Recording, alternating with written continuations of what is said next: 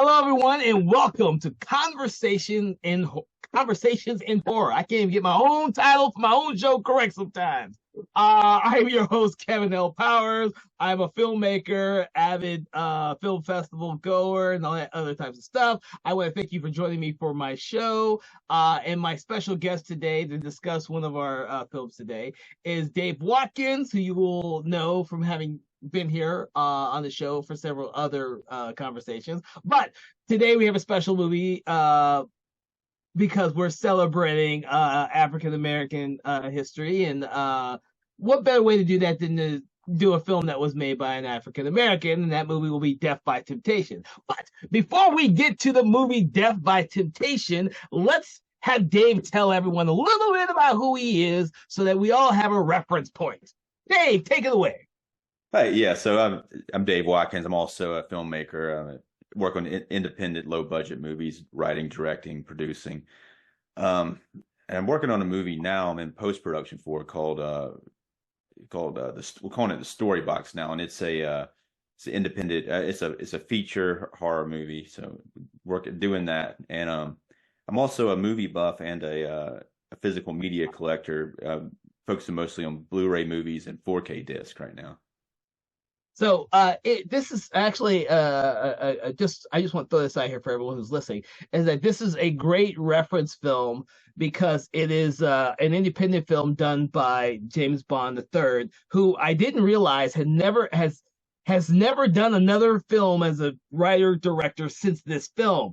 It was an independent film that was eventually distributed through Trauma, who some of you may be aware of. Lloyd Kaufman, who did Toxic Avenger. Right. Sergeant This movie being distributed through Trauma is very, very rare for this type of movie. It is very rare. Yeah, and Trauma is known for their more of a, I guess it's more, I guess it's more gratuitous with the violence, and there's a I guess if you don't know, but you'd have to. Most people listening to this would have to know what they are. But it's fun, but they're definitely not this type of movie. Yes, this is a movie that is out of their wheelhouse, but it is also an indie film, and both me and Dave are indie filmmakers, so it has that indie spirit in there, and we'll get to that more as we go on. But I would like to just tell everyone, because I'll start this off this time. I usually let my guests tell me their first time seeing the movie, but I'm going to tell everyone my first time seeing the movie because I saw the movie when it first came out. I have always been a huge horror film geek nerd, fan, what have you, and I used to always see everything that used to come out, and it was everything that was released. But you saw it in the theater when it came no, out? no, no. I saw it as soon as it came out on VHS. I was aware of it because of Kadeem Hardison. I did not know who Samuel L. Jackson was at the time, and I definitely didn't know who James Bond III was when I heard about the movie. But my impression of the movie was it was a vampire movie with African Americans, and I was like, "Oh crap! I haven't seen this before. I had to go see this."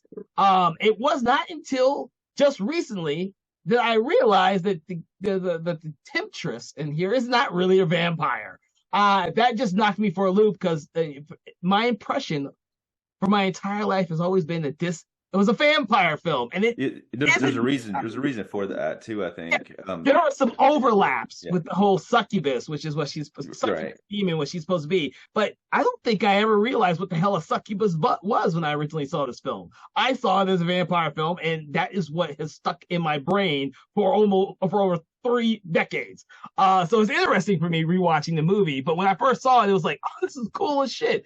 I don't, it was more of a movie that I saw my own culture in. Although I'm not as religious as the character in there is, and that's probably where I didn't pick up the whole thing about the good versus evil, the devil versus God type thing. I didn't pick it up because I wasn't really religious when I saw the film. So I saw vampire.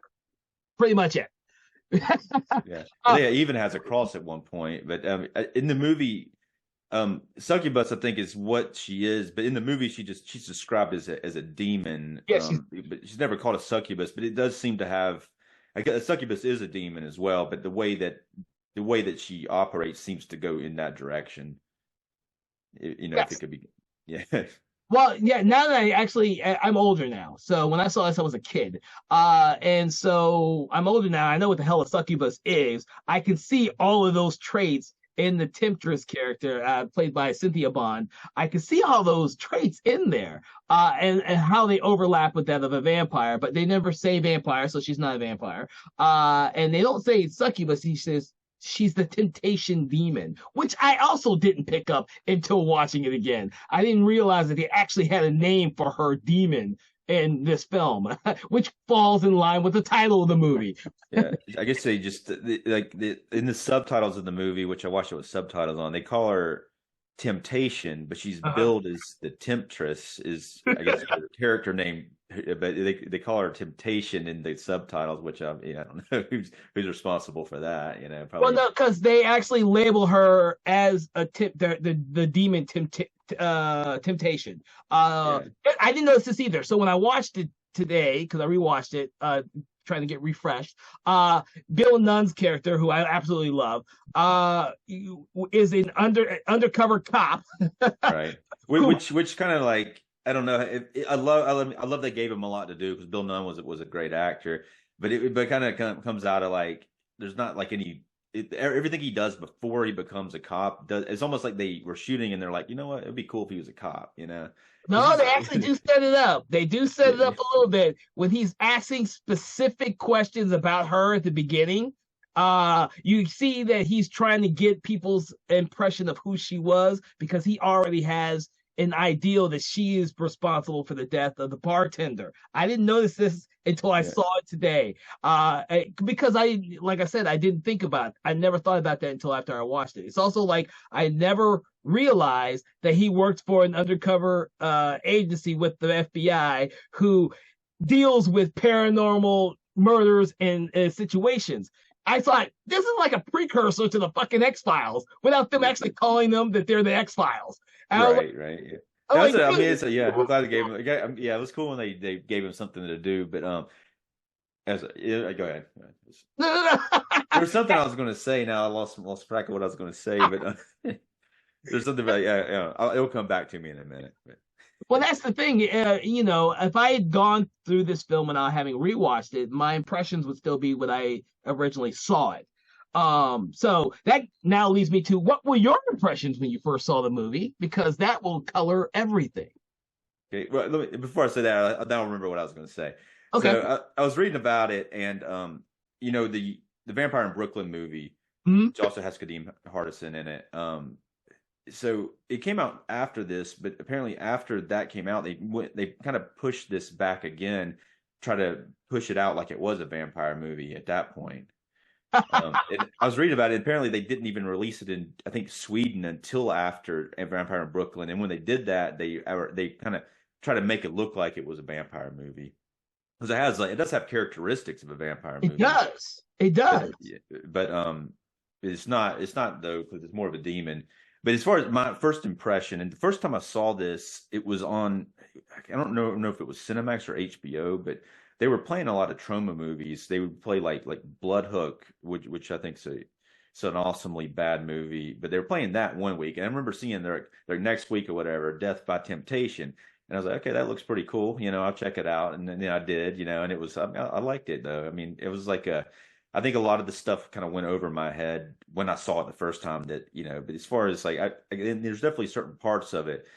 I really like, um, as far as like the character development that they have for the main character in his dream sequence with at the beginning of it. Mhm. Like it has like the beginning of it's a little slow, for the very beginning of it with the bartenders on the phone, and then it gets kind of good. Like he goes back and and she takes him back to her apartment and then kills him or whatever she does, and then after that it introduces the main character with this dream sequence where Samuel L. Jackson, I didn't know who he was at the time, but he's his father in a very small role in this, but he gets very high billing for his small amount of screen time.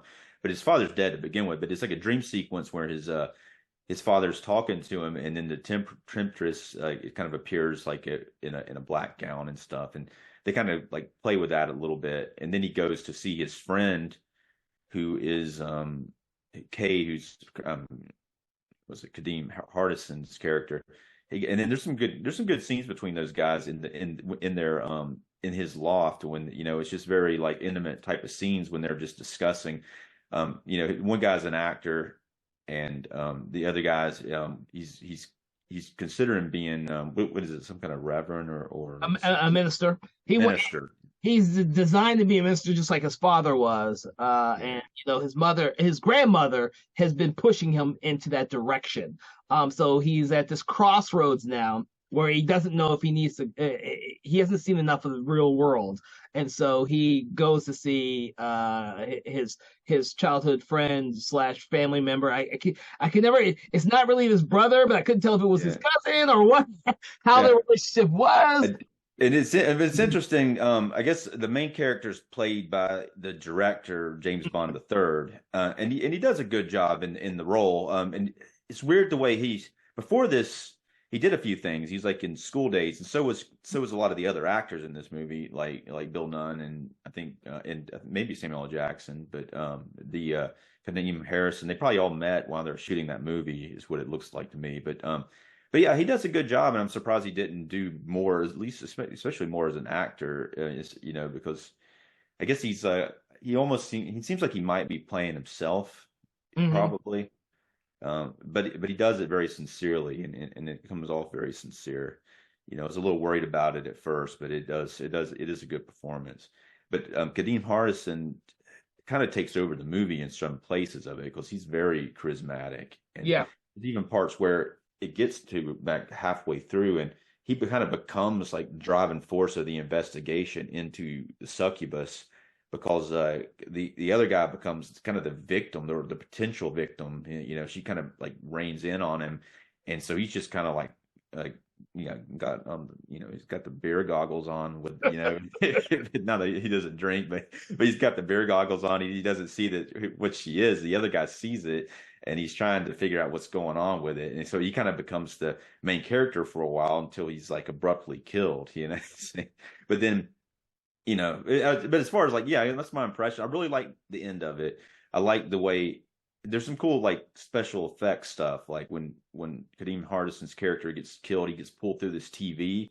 It's like there's some cool effects with that. And then it's also the ending is really good when he confronts her. He decides to go towards good or his religion, and he confronts the temptress, and ends up killing her. Yeah. Well, yeah, because now he's by the end of the movie, of course, Joel, which is the Bond's character, has realized he has come to that point where he's realized that his faith is the most powerful thing that he has to overcome this temptress. And it's also his mother or grandmother, I keep wanting to say mother, his parents are both dead in the movie. His grandmother, who has raised him, has actually gone in there to help save him, but he ends up saving her. And of course, you see the real demon, which they creatively did. If they actually shown the real demon in the movie, it probably would have been cheesy, but the way they superimposed effects and filters over it, it actually brought it out more, didn't make it seem so cheesy, thank God. Yeah. So I was watching some behind the scenes. There's this behind the scenes thing. I got the disc I have is a Vinegar Syndrome. They released it. Oh, A copy of it, and it's it's a good presentation of it. But they also have this. It's a very odd video with Lloyd Kaufman interviewing the director of photographer, who's Ernest Dickerson. Yeah. He's done. He directed Demon Knight and Juice. He's been doing tons of TV shows. He's still working. He did a lot of episodes of The Wire and Dexter, The Walking Dead. But so Lloyd Kaufman's interviewing him, and Lloyd Kaufman has this handheld video camera in his face. And so it cuts from one shot, which is the master shot, to this close up of the dude. Someone is a man in the master shot too, but it's an interesting way of doing it. But Lloyd Kaufman's interviewing him. And so when Trumbo bought the movie, so the guy wasn't available. Ernest Dickerson wasn't available, and they wanted to add some more stuff to it. So they actually went, and that demon stuff at the end, Lloyd Kaufman shot it himself. Like the weird shots. It's actually like the monster from some other movie. It's some monster suit from some other movie, but it looks really good. It looks fun, and it's funny because he's talking to the guy, Ernest Dickerson, and he tells him, hey, you know who shot that and who shot those interstitial, I mean, those extra stuff, and he said he didn't know, and finally, like later on in the interview, he reveals it to him, and he's kind of a little like, the guy's really chill, but he's kind of funny. He kind of is like a little uncomfortable with the whole thing, but he never like, he's like, yeah, it worked. He was actually at one point I thought when I was watching it, because I watched it many years later and I'd done a bunch of other stuff in between. And he's like, I couldn't remember if I'd shot that or not. He's like, I thought maybe I had shot it. That's because But Ernest Dickerson became a big name in and of itself when he started directing his own projects and being a cinematographer at the same time. here's an interesting thing though, and this is why I think that James Bond the third, and why he maybe wasn't made to be a director like Ernest Dickerson is, because Ernest Dickerson started out as a cinematographer on this, and then he went to being a director. But so their deal was when they started making the movie, that James Bond the third would deal with the actors, and then Ernest Dickerson would deal with all the other aspects of the production. So he was directing everything but the actors, like the shots and all that. So the movie was kind of directed by both of them in a way, Oh, So it was sort of and that's what, I guess he kind of, I've seen that kind of happen before, especially when somebody specifically wants to just direct the actors, and then they're not, I guess they're used to just directing actors and not dealing with the shot selections or the camera movements and whatnot. So yeah. but Go ahead. it's as far as it, and even like Lloyd Kaufman says in an interview, he's like, I don't know how you ended up with Trauma. This is one of the best movies we ever put out, And he's like, it was too good for us to put it out, If you watch his intro to the Trauma version, which is the version I have, and I have a question for you, since you have a better version of mine, he says, "Yeah, this is the best movie that Trauma ever put out." It's like he's not ashamed to admit it. Yeah. And I mean, and it's like, and I think a lot of it has to do with the way it's shot and the like I think you mentioned before, and I was going to say it too, just the spirit of the movie. Like he has a very independent spirit, like an indie movie, and you could tell that there was a lot of just love put into this movie. Everyone wanted to be there. They were having a good time with it, Yeah, and while we were talking about Ernest Dickerson, and one of the things I really, really liked about when I rewatched the movie, and I've seen a lot of Ernest Dickerson stuff in terms of cinematography, but I love the way that he lights a lot of the scenes by using a external light outside of windows and doors, especially at the Temptress's house. Is like, and when I rewatched it, it's like, oh yeah, that's something that you wouldn't do if for a vampire. But vampires are supposed to be out in the sunlight. It's the little things like that that not only add to the story aspects, but also added to the amazing cinematography for the time in which the film was made. And I think it's something similar to what he did in Demon Knight, when there are some scenes that are lit from the outside because all the people are trapped on the inside of the location. Right. I only noticed it for this first time because I've seen a lot of Ernest Dickerson stuff, and I've always admired him as a director and cinematographer. Yeah. So, getting back to some of the story aspects of the film, I couldn't not but notice some of the really risque stuff they had in the film. The conversation with the bartender, since you mentioned that. The opening conversation with the bartender has him talking on the phone about him wanting to pay for an abortion for the girl he got pregnant. Right. And then, of course, you have the scene with the gay man trying to pick up the other guy who's neither gay nor straight, or he's not sure what he is, because in one scene he's definitely gay, and in the next scene he's actually getting with the temptress. So yeah, I mean, I think it's like he's probably either closeted, or she may have she is a demon, so she may have some kind of supernatural draw on people to be able to get them to do what she wants, maybe, I think she does, only because there are certain, every person who gets close enough to her is always drawn to her, as though she's like this character that they can't not live without. even Kadeem Hardison's Kay, after the first time he meets her, he's obsessed with her, and then he tells Joel that he did get a little jealous when she did not respond to him, but responded to Joel. Yeah. Those But type of it was kind of messed up though, because like, he did have this what he thought was a very meaningful conversation with her, and then she walks up to him the next time, acts like she's never met him yeah. before. So it's like, it's like it was. And then she wants to get with his best friend, and it's like, that's not a good way to start something. But yeah, but that was something I was going to say a few minutes ago. But and there's like at least three sex scenes in this movie that, but all of them are there's not really there's barely any nudity. The Temptress, you never see her nude. She's very like but they're done in a way so it's not gratuitous. But so that was, I was just thinking about that. But they are like, but just because there's not nudity, but it does that they are very. There's something with them though. There's like it's done well, so it's still like you don't ever think that they're not doing it, but that it's like that makes sense. But it's tastefully done. yeah, yeah, Uh, and every one of them leads to somebody either dying or the second guy, which this was confusing me this time when I was watching it. Like the second guy, she doesn't kill herself. She infects him with some kind of disease, which is probably AIDS or some kind of sexually transmitted disease. And he's like growing stuff all over his face. And then later on in the dream sequence, he tells the main character that his wife shot him, I guess, when she found out about it, you know what? It wasn't until I think it was Bill Nunn's character who tells it was Bill Nunn's character Dougie. I couldn't remember what his name was. Dougie tells Kay that the way he got into the whole case was he was interviewing somebody, and he said that he had snakes growing in them. It's something the devil gave to him. And then of course when he tried to tell Dougie the story, the snakes came out of his mouth. So when that second guy is infected with something, I kind of saw it as that she's infected him with whatever evil she's infected the other guy with, because it's the same temptress.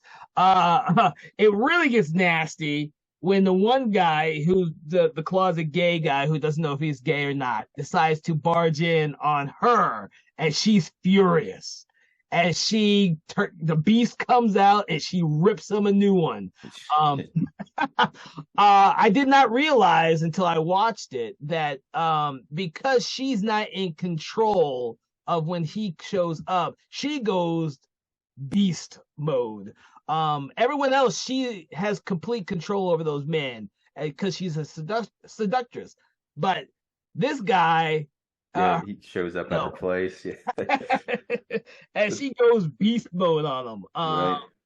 But obviously this was probably, it worked for the narrative, but if you think about her motives, as far as what she keeps going back to the same bar. It was very risky to kill the bartender to begin with. You know what I'm saying? That she should have because she maybe could have went home with a few people first and then killed the bartender and never went back to that bar after that. Would probably be the best way of doing that. Because there's a lot of other bars you just but you keep going back to the same bar and she gets caught.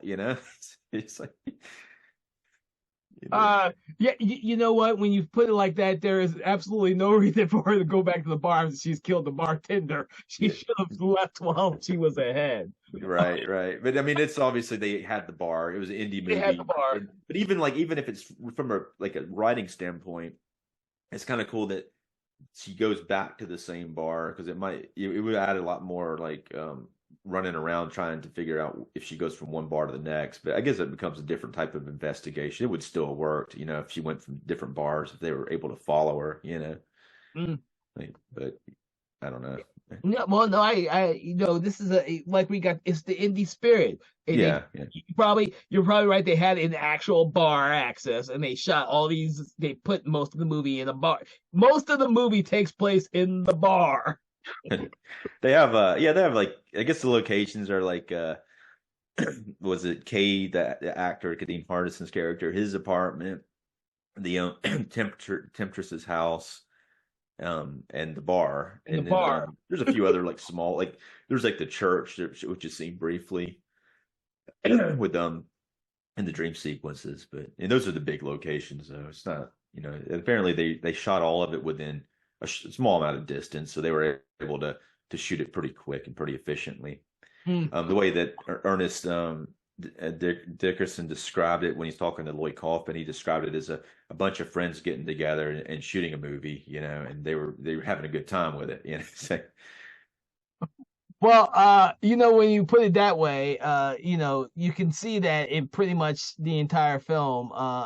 There's not like there's a need for a whole bunch of special effects or something. Most of the stuff, the killing is actually done off screen or behind curtains or something. You really don't see much of anything except for now that I know Lloyd Kaufman's demon footage that he yeah. inserted at the end. But you do see some stuff though. I mean, it's some the TV scene. He Yeah, goes you see that, and then the TV throws him up all over the floor. But it's not like a hardcore amount of it, but it's pretty effective. it is. Um, and Ernest Dickerson said he did that effect himself. It was his idea, all that. So, and he said that in order to, it was weird. He was talking about how he did the effect, and so it's like a TV. He had like a piece of rubber in front of the TV, and then someone behind it would be push their hand out, and then they had a film projector, and they projected Kadeem Hardison's face onto the TV to make it look like his face was there. So it's a very very Huh. pretty ingenious type of way of doing it. Very resourceful. Well, it was ingenious to have Kadeem Hardison's image on the TV eating the real Yeah. Kadeem Hardison. Um, Yeah. and And then then he throwing him burps or whatever. and Yeah. yeah, it could have easily been the Temptress. Uh, Right. but they used Kadeem Hardison who eats himself, which is a Right. weird way of putting it. Yeah. Yeah. It probably would have been probably would have made more sense for it to be the Temptress. But at the same time, I liked his character so much. I didn't like it that he was killed anyway. It was a cool way to get killed, but I didn't like it when they took him out because I did like his character a lot. Yeah. But and they were like him and Bill Nunn. They started like investigating into it. And they're putting themselves in danger pretty bad. And they were and everything that they were doing, it's like she could sense it. So it was like wasn't a very good way of going about it because they both get killed because of it. But I don't know. I don't know They, what you do. they get killed because they think holy water can actually do something to it, Yeah. which is actually quite funny. I think it kind of messes with her a little bit though. She does seem to be affected by it a little bit. I think that, but I don't think it does as much damage as they were hoping it would do. Although I do have to ask you what did you think of the dream sequences or nightmare sequences that they had? You have most of them coming from Joel's character, of course, the very beginning one, and then of course there's the one where Kadeem Hardison, when he is first talking to the Temptress, she puts the mojo on him and he starts fantasizing about her. What do you think about those type of sequences being integrated into this type of movie? Well, there's also the one where you see them like the main character, James Bond's third character, go into the bar and talk to the people she's killed. It ends up being his grandmother's dream, though, for some reason. But the dreams are I mean, I liked them. I thought they were really cool. They kind of reminded me a little bit of something out of Phantasm or something like that. But I mean, I like the first one, the best, the one where Samuel L. Jackson's in it. But it's funny though, the one where he imagines being back in her room, she has that the same bedspread as the that is really in the room because the bartender comes in there and he's all like laying on it and they start talking about it. It looks like something. It doesn't even look that like a very good bedspread, but they're all like, "You like that?" He's like, "Oh yeah, I like it." But it's the same bedspread, some kind of white bedspread with like blinds on it. It's like I don't know. They probably. But yeah, I liked it. I mean, I thought all the dream sequences were cool. I think that one was probably my least favorite, the one with Kadeem Hardison because it's kind of weird because it's a little confusing at first because you think that he goes back to her house, but he really doesn't. It's like it's an imagination. But I would think that since it's actually really what her house looks like, I think it's something she planted in his head. Maybe it's something like this is what we're going to go do, and a lot of this is kind of speculative. I mean, speculative because, um, but it would be another way of saying that she's able to, put these thoughts in their heads before they actually go and do it. But another weird thing though, that in the very first scene, well, not the first time she kills the guy, the bartender, like he goes in there and the room looks really nice, but after she attacks him in the shower and he goes to running, the room's like completely bare. So it's almost like everything that was in there was an illusion. Yeah, but that's like the only time that's kind of done. It's in that scene, because when he's running out of there, just it looks like I guess it's just an old room. There's no bed or anything in there. Oh, right, you're right. I did not think about Yeah, that. That's an interesting aspect to think about. She's got right. the most, and it plays with her whole psychic power that she displays throughout the entire film. I don't think I ever really thought about that till I just recently watched it. All the small little psychic things that she does, like she's able to see Dougie and Kay when they're at the other psychics place, and that woman gets taken over by the temptress, and that's what scares the shit out of them. Right, right. Which is uh, kind of funny when they go, like, of all places, like I guess that like that's the thing to do, to go to a psychic to figure out what's going on. I'm saying and she when you put it that way, yes, it is kind of weird. But I also think that Dougie is a cop who, in theory, has been investigating these paranormal things, but until now, nothing has ever panned out. And so, there's like this hilarious part of that scene that Dougie, like Bill Nunn says, it's something like she doesn't even say this, and he comes to the conclusion that they need to go, and I think he says something like cut her head off and then burn her and all this, and it's like it just comes out of the blue, and it's just like a hilarious line, and then Kadeem Hardison's just like, what do we really need to do that? It's and then that's what they're gonna do. That's the plan. Okay, let's do it. That's what he just pulls out of nowhere. It's like, is that even gonna work? well, it seems that Bill Nunn's character has studied up on vampires and demons, and this is how you get rid of them: cut their heads off and do all this kind of stuff. And Kadeem Hardison is like, I'm just a small country boy who came to New York to make good. I don't know Right. what the hell you're talking about. Yeah, that's an awesome scene though. It's like probably that's the funniest dialogue in the movie. The and that I was just gonna say though that the actress who plays the Temptress was really good too. I don't think she hadn't done a lot more movies after this. It looks like she went to another different type of career, but she was really good in the movie though. I thought she could have if she stayed with it. It might have been a tough thing for her though because of the subject matter being so many sex scenes and stuff. So it might have been hard for her to get other roles. But I mean, she was good. She was good. She was reminding me of like maybe Robin Gibbons or something like that. I can see Yeah. that. So, Yeah. well, if I think you she could have done more stuff had she like kept trying at it. But you know, well, if you listen to Lloyd Kaufman's whole thing about the movie, oh, and this brings me back to my other question I was going to ask you about the Blu-ray. He said that when they released it, they had trouble finding people to distribute it because of the fact that it was an African American themed horror film, and they were afraid people might start rioting and start going crazy about this movie. And so this is what I want to ask. On my version of the Trauma release, all of the cuss words have been blanked out. Is that the same as in the Blu-ray? no. Okay. Oh man, that sucks, man. I hate to hear that. So I'm rewatching that today, and I'm like, I Yeah, don't that's remember this being this way, yeah. but I guess it has to be.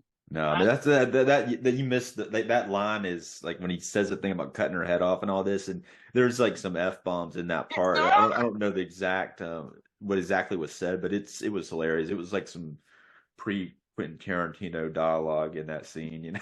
it's all blanked out on the Yeah, Trauma. yeah. I'm like, this is odd. Trauma Yeah. kills people, has sex everywhere, and there's gore everywhere, but they're gonna blank out a couple cuss words. I Yeah, just there's not that many, I wouldn't think, but it was. I mean, that's just annoying, man. But the yeah, but he does say it's funny though. I don't have that introduction on, as far as I know. It might be on the disc somewhere. I might have to look into it some more. But special feature. yeah, but he does like when he's interviewing Ernest Dickerson, he does say all that same stuff. He says that what he said happened.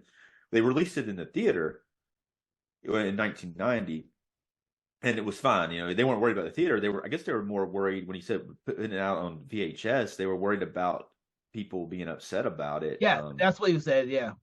I don't know which I mean, it's so I guess it was the case. And he also said that, you know, this movie, so it is like a, you know, all black movie. I don't think there's any white actors in it or anything else in the whole movie, but there's that, and it's like, you know, produced and directed by black people. So it's like it was definitely, like he said, up and like before that they had, you know, like Blackula, the exploitation films, and, you know, and Shaft and all that.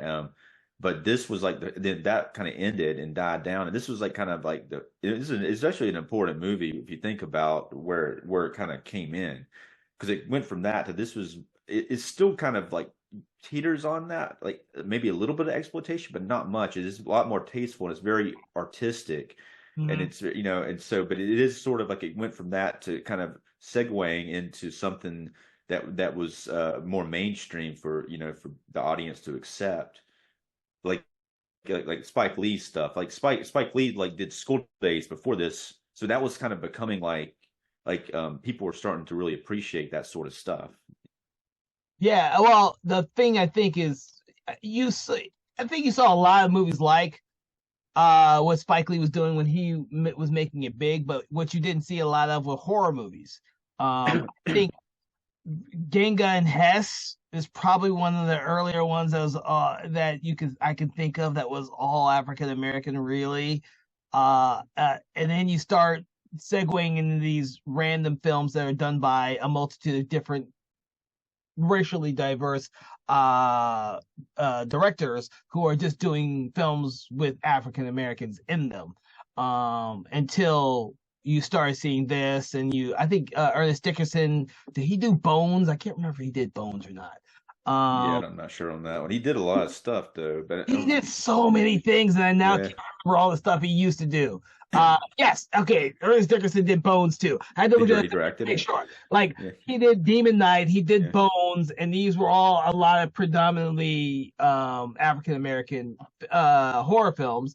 And the thing is, now you have Jordan Peele doing his thing, and you have a lot more. There's tons of them now. I just look Yeah, at yeah. now, and there's tons of African American themed horror films. And I think Ernest Dickerson just did it was the I don't want to miss say my freaking movies. I can't because I can't remember what he recently did because been doing so much freaking television. Yeah, I don't think. I mean, I was looking at it. It looks like almost everything he's kind of in that television stuff. It's weird the way, like, if you look on his you know, his IMDb page, it's like a lot of just one episode stuff going on. But Well, and the thing is, he was a cinematographer first before he became a director of films, and so now he's done a little bit of everything. He yeah, just goes yeah, back he and hasn't forth. done any, like, he hasn't been a cine photographer for a long time though. Because the Hasn't- last time he did it, is he looking at it? I Oh think it wow, was, yeah, you it was were right. 2002. Yeah. But as far as, you know, directing a movie, I don't. You know, he's been doing shows, you know, as far as for a while now. It looks like, Yeah. but Whoa, I think you might be right. I think there's been I haven't seen any movies since Never Die Alone. Is that really the last movie? He did a couple TV movies. But Never Die Alone may have been the last main movie he did. yeah, Wow. I mean, but you know, that's how I'm sure he's making a big money going from TV show to TV show. You know, he's just Well, he's staying employed. well, yeah, that's the thing is you stay employed and you go from show to show. And I know he directed a lot of the pilot episodes of shows, which means that his style, his input is part of the overall look of the shows. I know that. But wow, we need to Yeah, get that boy some more movies. yeah. I can't believe he stopped directing movies. At And least he, start with it. I guess too, though, if you're doing like TV shows all the time, it kind of becomes if you want to do a movie, you almost have to get out of the TV thing, and then you might miss some opportunities. You know, he might go direct a movie, and then kind of not his TV work might not be there when he gets done directing it. You know, it's probably concerning. yeah, you're right. I mean, that's what happened to David Slade. David Slade went from making movies to TV land, and Yeah. he rarely does movies now. And I used to love his work. So, but that's just the nature of the beast. It is kind of hard to hear that James Bond the third and Cynthia Bond didn't do any other projects following this movie. I always thought this was a great movie, even though I thought it was a vampire movie. I've always thought this was a great movie. Yeah. uh, it's kind of disheartening to see that they didn't do anything after this. But I don't know if it's not that they didn't do anything. They didn't necessarily do anything in related so much to the film business because I didn't. There is a James Bond the third did on the disc for the video syndrome disc I have. He does do an interview like about his retrospect of his life or something, but I didn't watch the whole thing. It's one of those it would have been a lot better if it was like a director's commentary, mm, but you can play it and he's talking about himself, but and while the movie's playing, but he's not talking about the movie while it's playing. So it's kind of like it's almost like oh, podcast about himself. But I started to listen to it, but I didn't get that far into it. But I'm under I mean, just starting to listen to it. I think he did. It's not like he probably just decided that it wasn't his thing, and he went on to do other stuff. Maybe he does theater or something like that. I don't know, but he definitely was in like from what Ernest Dickerson was saying he was an actor and he liked acting. I'm surprised he didn't do more stuff, especially after he was in School Days. I don't I don't think I've ever saw School Days, but I don't know how big his role was, but that was kind of how he met a bunch of the people. I kind of saw his career trajectory kind of like Stephen King, who decided to do no more movies as a director after Maximum Overdrive, and how much he hated doing that movie, despite the fact that I absolutely love the movie myself. Yeah, it's entertaining. But A lot of people hate it, but it's entertaining. And apparently he was on a lot of like drugs when he was directing the movie. I, I mean, you would think that he would be able to direct something, but I think it was such a bad experience that he never wanted to try it again. But I think if it was under the right circumstances, maybe he could have done it. I, I think he's like some other people. He just likes people to adapt his work, and he sit on the set and just watch people do their stuff, and he collects a paycheck. Yeah, yeah, right, So, yeah. So so you yeah, you get too involved with it too. He writes books like so if he'd have a hard time doing producing as many it. books if he was having to direct the movies too. All right. So we've come to the end of this episode, and I have to ask you, is there anything you would like to leave everyone about Death by Temptation? Um, I'd say like I mean I don't know. I guess check it out. I think it's a very well done movie. It's an early 90s horror movie, and it is it's got a lot of spirit. I'd check it out. It's a good movie. Got a lot of spirit. Yes, it does, because it has to deal with demons and God and faith. Yes, it does have a lot of spirit in it. Uh, I would like to tell everyone this is a movie that it has been overlooked, and you don't hear it in many circles, unfortunately, because it is a really good movie, and it is a movie that is steeped in a lot of faith, in terms of good versus evil. It's almost like an exorcist style movie without the exorcism.